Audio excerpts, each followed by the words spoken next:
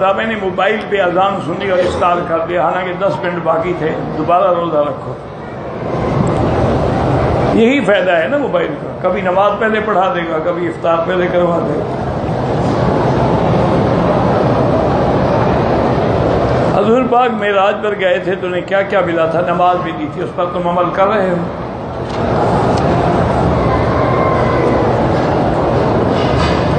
میں ملتان سے آیا ہوں، میرا بڑا بیٹا ٹیلی فون محکمہ کا انجینئر ہے، بے روزگار ہے، اللہ تبارک و تعالیٰ اس کو روزگار عطا فرمائے۔ اس کو کہو استغفار زیادہ پڑھے، استغفر اللہ استغفر اللہ استغفر اللہ۔ جتنی استغفار زیادہ پڑھے گا نا تو روزی کے دروازے کھل جائیں گے۔ یہ اللہ کا وعدہ ہے کہ جو استغفار کرتے ہیں نا، قل تستغفروا ربکم انہ کان غفارا یرسل السماء علیکم مدرارا ویمددکم باموال وبنین۔ تیرا مال بھی بڑھائیں گے، تیری اولاد بھی بڑھائیں گے۔ کم از کم 2000 دفعہ روز استغفار پڑھو، پھر دیکھو نتیجہ، دیکھو کہ کیسے غریبی اور قرضے اڑ جائیں گے جیسے ہوا میں کوئی چیز اڑ جاتی ہے۔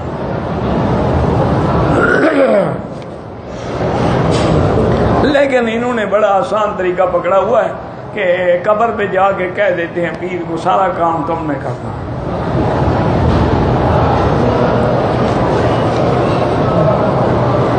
میں نے ایک عمرہ کیا، بال کاٹے، مدینے میں رسول واپسی بھی عمرہ کیا، بال نہیں کاٹا۔ میں یہ سمجھا کہ بس ایک دفعہ کافی۔ تم یہ سمجھا 1400 سال ہو گئے، دین خود سمجھ لیا تھا تم نے۔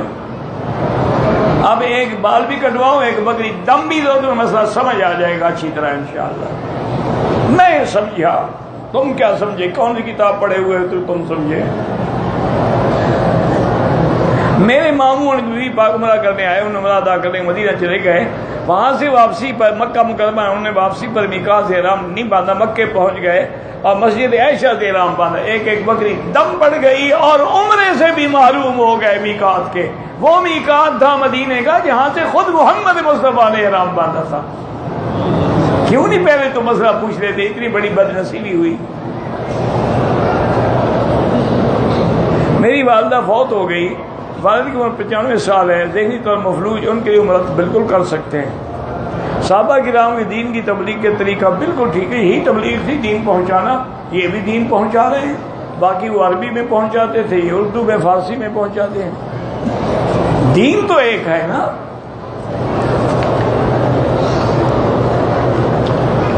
میرا پتہ نہیں کیا ہے، ایک بریلوی مولوی سے پڑھایا ہے میرا، اچھا نکاح بریلوی مولوی نے پڑھایا، اللہ کرے گا ایجاب قبول تو ہوا تھا نا بھائی، تم نے اور بیوی نے ایجاب قبول تو کیا تھا کہ نہیں کیا تھا؟ کیا تھا تو کام ہو گیا۔ حضور کا پہلا نکاح ابھی طالب نے پڑھایا تھا، وہ کون سا مسلمان تھا؟ حضور کا نکاح جب بیوی خدیجہ سے ہوا ہے تو وہ تو خطبہ بھی ابھی طالب نے پڑھا اور نکاح بھی ابھی طالب نے پڑھایا۔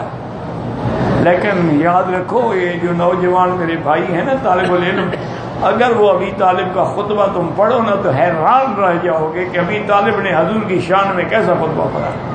ایسا تمہارا آج کا مولوی بھی نہیں پڑھا۔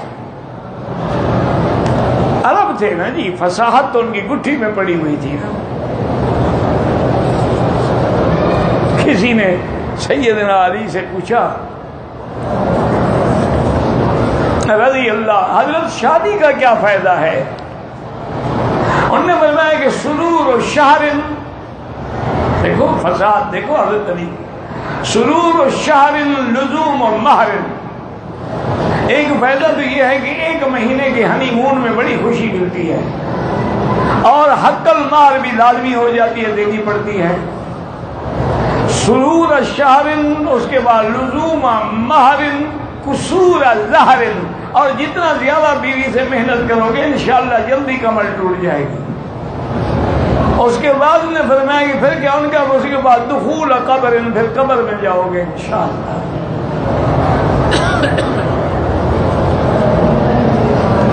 او بابا اس نے کہا کہ فکر نہ کرو، ٹھیک ہے، بس عمرے کے لیے 21 دن کے لیے آئے ہیں، مکہ مدینہ کے قیام کے دوران نماز، اگر 21 دن ایک جگہ رہنا ہے تو پھر نماز قصر نہیں ہوگی۔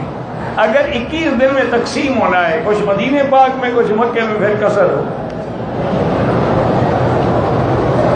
آب زمزم میں کھانا پکا سکتے ہیں لیکن اگر اور پانی نہ ملے تو ادب کا تقاضا یہ نہیں ہے۔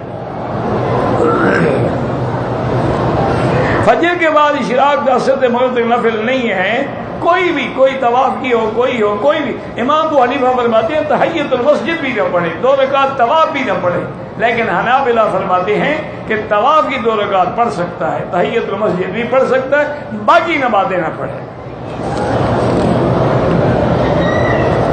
بھئی ہم تو لڑانے والے مولوی ہیں نہیں، ہم تو سب کی بات بتاتے ہیں کہ کوئی شافعی ہے تو اپنے مسلک پہ عمل کرے، کوئی حنبلی ہے تو اپنے مسلک پہ عمل، جب سب حق ہیں لیکن کرو اسی پہ جو تمہارے ملک میں رائج ہے۔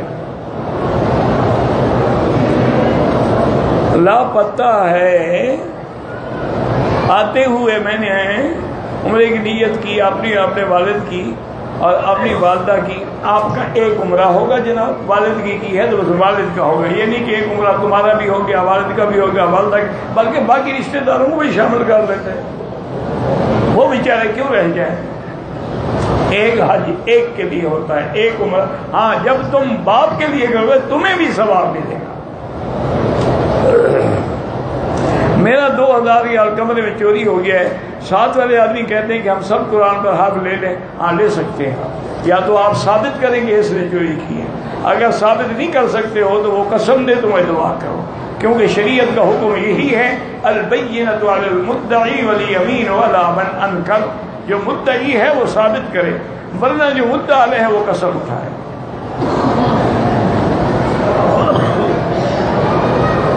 تحفے نواز کا ملا نا، 50 نوازیں فرض ہوئی، پھر 5 رہ گئی، اس سے بڑا تحفہ کوئی ہے؟ 1 لاکھ بینک میں فکس کروایا ہے، 2000 ہر مہینے ملتا، بالکل حرام ہے، خالص سود ہے۔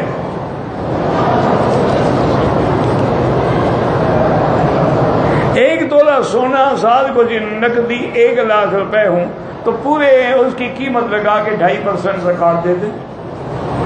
1 لاکھ نقد ہے، کچھ سونا ہے، کچھ چاندی، ان کی بھی قیمت لگا دو نا، مثلا 1.5 لاکھ بن گیا، 2.5% دے دیں۔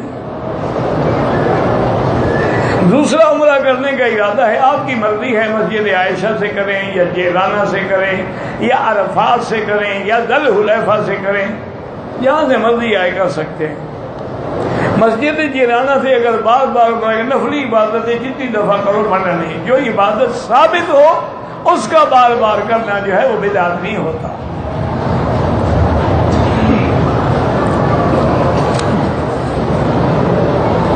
دلی سکون کے لیے کوئی وظیفہ بتائیں، اللہ کے ذکر سے بڑا کوئی وظیفہ نہیں۔ الا بذکر اللہ تطمئن القلوب، درود شریف پڑھو، کلمہ شریف پڑھو، زندہ بندوں کے لیے دعا کرو، طواف نہ کرو ان کے لیے دعا کرو۔ مجھے غصہ بہت آتا ہے تو لا حول پڑھا کریں اور اعوذ باللہ من الشیطان الرجیم، اور ایک حدیث میں حضور نے فرمایا کھڑے ہو تو بیٹھ کرو، یعنی حالت تبدیل کرو تاکہ غصہ بدل جائے۔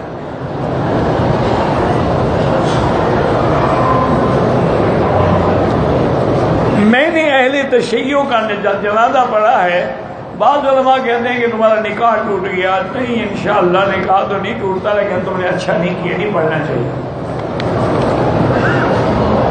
اچھا پتہ ہے شیعہ جب سنی کا جنازہ پڑھتے ہیں تو وہ کیا دعا مانگو، وہ کہتے ہیں اللہم لعنہ، اللہم ادخلہ فی النار والسقر، اللہ اس پہ لعنت کر، اس کو جہنم میں داخل کر۔ وہ تیرا جنازہ اس طرح پڑھتے ہیں۔ میں نے مدینہ میں احرام باندھا، طواف صفا مروہ کی، بعد میں 2 رکعت بعد جو طواف ادا کی، کوئی بات، ٹھیک ہے، بالکل ٹھیک ہے۔ چائے والا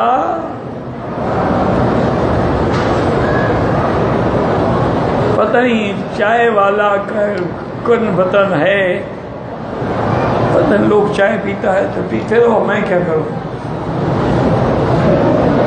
بھینس کا نومولود بچہ جو گوشت کھا سکتے ہیں، ہاں کھا، جب بھینس کا کھا سکتے ہو تو بچے کا کیوں نہیں کھا سکتے؟ ابھی ماں کا کھا سکتے ہو، بیٹے کا نہیں کھا سکتے۔ میرے 2 بھائی دونوں جیل میں ہیں، اللہ رہائی عطا فرمائے۔ میں نے عرض کیا نا کہ دراصل لفظ خدا جو ہے یہ ترجمہ ہے، تو قرآن حدیث میں کیسے ہو سکتا ہے؟ یہ ترجمہ ہے۔ وہ ایک دفعہ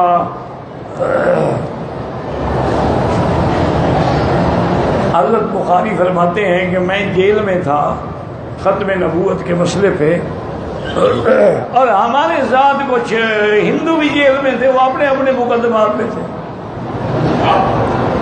تو شاہ جی صبح کی نماز کے بعد ترجمہ پڑھاتے تھے جیل میں، ساتھی اکٹھے ہو جاتے، لوگ اکٹھے ہو جاتے تھے۔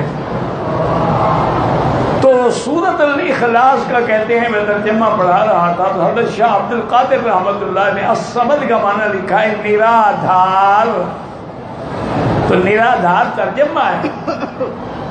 کہتے میں نے کہا نا کہ اللہ وہ ہے جو نرادھار ہے، وہ جو پنڈت بیٹھے تھے وہ سر مار کے زمین پہ گر گیا، وجد آ گیا اس کو۔ جب میں فارغ ہوا تو اس نے کہا شاہ جی یہ آپ کو کس نے بتایا نرادھار؟ یہ تو سنسکرت زبان کا لفظ ہے۔ نے کہا بھی شاہ جی نے ترجمے میں لکھا ہے۔ انہوں نے کہا حضرت اس کا معنی یہ ہے کہ جس دن کسی کا کام نہ بنے اور اس کو کسی کی ضرورت نہ ہو وہ نرادھار ہوتا، سب کو اس کی ضرورت ہو اور اس کی کسی کی، تو اس لیے ترجمہ تو کیا جا سکتا ہے خدا کے لفظ سے، لیکن افضل وہی ہے جیسے میں نے عرض کیا تھا کہ اللہ۔ اس طواف کسی اور کے لیے نہ کریں، اپنے لیے کریں، ان کے لیے دعا کریں۔ حضور پاک نے ہر نماز کے بعد دعا مانگی ہے، اجتماعی نہ بھی ہو تو انفرادی تو ثابت ہے نا، تو جب ہر آدمی انفرادی کر رہا ہو تو وہ بھی تو اجتماعی ہے، اگر مانگی جائے تو کوئی منع نہیں ہے، لیکن حضور پاک بیٹھ کے خود الگ الگ دعا مانگتے تھے، اللہم انت السلام منک السلام تبارک ذات، لیکن دوسری حدیث میں کہ ید اللہ علی الجماعہ، اللہ کا ہاتھ جماعت پہ ہوتا ہے، اور قرآن میں بھی یہی ادعونی، سب مانگو تم، یہ نہیں کہا کہ تم ایک مانگو، تو اس لیے لڑائی نہ کیا کریں، کبھی الگ مانگ لی کبھی اکٹھے مانگ لی۔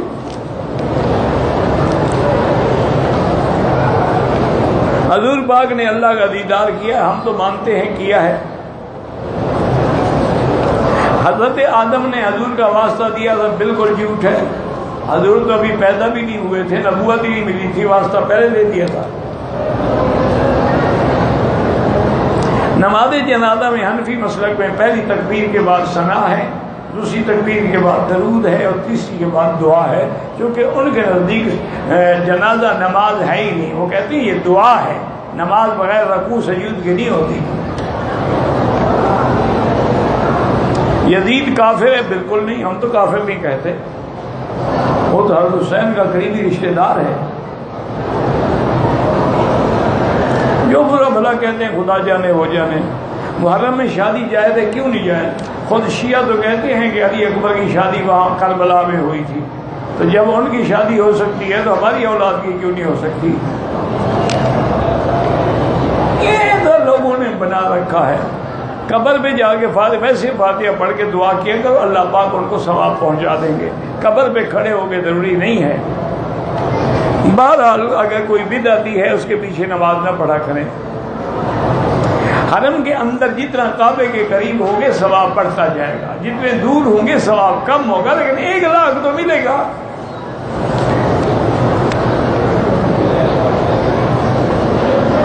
عورتوں کو ہاتھوں اور پاؤں کے بال دور کرنا جائز ہے؟ بالکل جائز ہے۔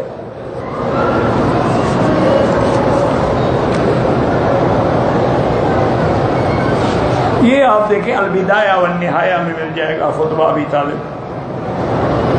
زندہ آدمی کی طرح کوئی طواف نہیں، اپنے لیے کرو، ان کے لیے دعا کرو، جارحانہ نہیں، جعرانہ عین کے ساتھ ہے، وہاں سے خود حضور پاک نے عمرہ کیا ہے، اور مسجد عائشہ سے حضور نے حکم دیا ہے۔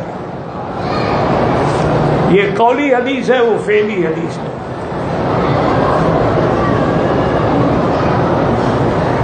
حرم شریف میں بھی قصر نماز ہوگی، اگر علیحدہ پڑھو گے، امام کے پیچھے تو پوری پڑھو گے نا، چاہے تم مسافر ہو، امام مقیم ہے، نماز پوری پڑھو گے۔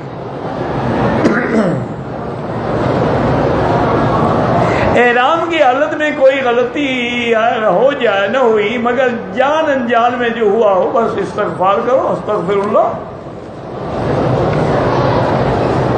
مدینہ منورہ میں 40 نمازیں پڑھنا فضیلت ہے، نہ فرض ہے نہ واجب ہے، اور نہ اس کا زیارت سے کوئی تعلق ہے، لیکن جو آدمی 40 نمازیں پڑھے گا تو انشاءاللہ اللہ اس کو نفاق سے اور جہنم کی آگ سے بری کر دیں گے۔ عمرے کرنے کے بعد احرام کھول دیا تھا، اس کے 2 دن بعد پھر وہی احرام باندھ کے عمرہ کیا، کوئی حرج نہیں، تو کیا ایک دفعہ استعمال کرنے سے وہ حرام ہو جاتا ہے؟ میرے 2000 ریال چوری ہو گئے، وہ حلف دیتے ہیں مان لو، واللہ عالم۔ اللہم صلی علی سیدنا محمد وعلی آل سیدنا محمد وبارک وسلم۔ اللہم انت ربی لا الہ الا انت الاحد الصمد الفرد الذی لم یلد ولم یولد ولم یکن له کفوا احد۔